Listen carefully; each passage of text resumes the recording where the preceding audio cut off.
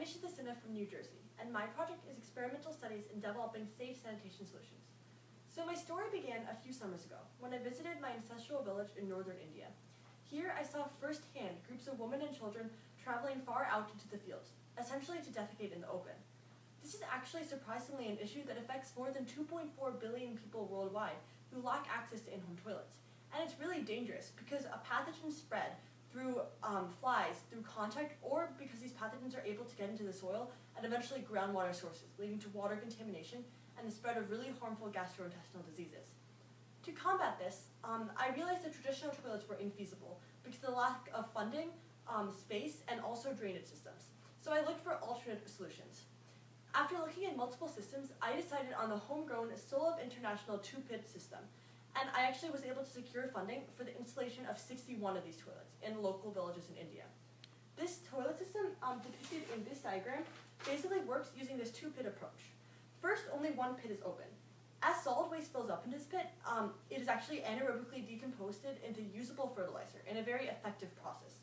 Liquid waste actually exits this pit through this honeycomb brick structure surrounding it and enters a layer of sand.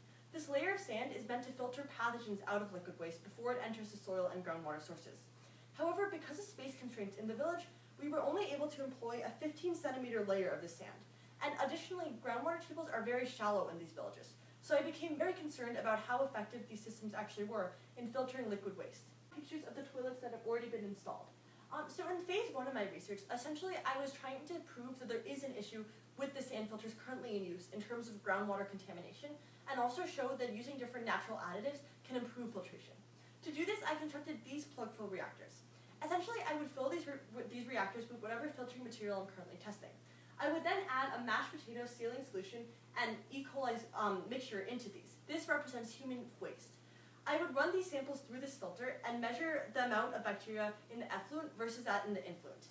As my data showed, a 100% sand filter alone was not fully effective in filtering out these pathogens, which meant that these pathogens had a very clear path into the groundwater supplies. However, I was able to show that by using a sand pebble filter mixed in a 1.5 to 1 ratio, we can improve filtration efficacy by 83%, which is very encouraging.